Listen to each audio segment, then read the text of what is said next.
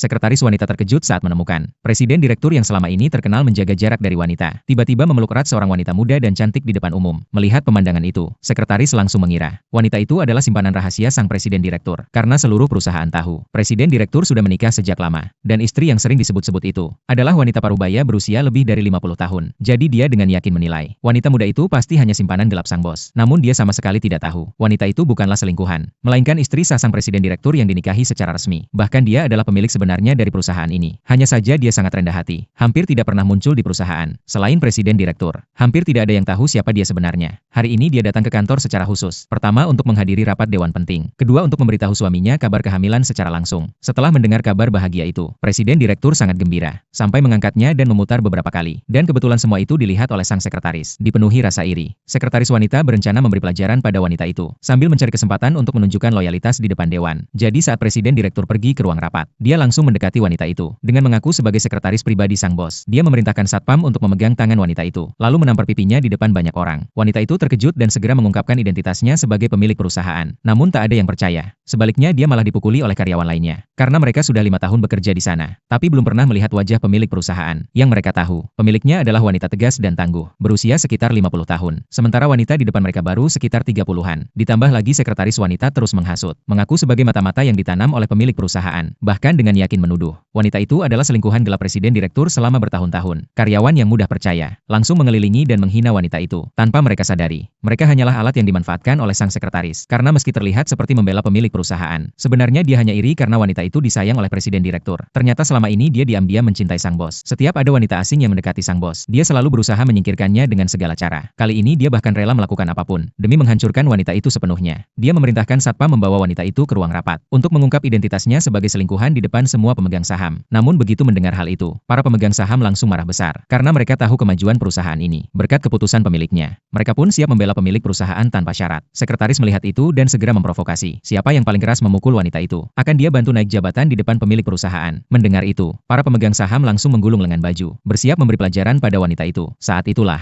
presiden direktur menelepon istrinya. Wanita itu mencoba mengangkat telepon, tapi direbut lebih dulu oleh sekretaris. Sekretaris menuduh wanita itu berani bertindak semaunya, bahkan masih berani memberi kabar ke orang luar. Presiden direktur yang merasa istrinya tak kunjung angkat, akhirnya menelepon ponsel sekretaris, untuk mengingatkan bahwa hari ini pemilik perusahaan akan datang menginspeksi. Tepat saat itu, wanita itu berhasil melepaskan diri, dan menjerit kesakitan. Presiden direktur terdiam, lalu bertanya apakah itu suara istrinya. Sekretaris buru-buru menyangkal, lalu cepat-cepat memutuskan telepon, berniat melanjutkan aksinya. Wanita itu terus menyatakan bahwa dirinya adalah pemilik perusahaan, namun sekretaris menganggapnya sebagai lelucon, lalu memerintahkan orang-orang untuk menahannya. Saat semua orang semakin mendekat, wanita itu melindungi perutnya, sambil memohon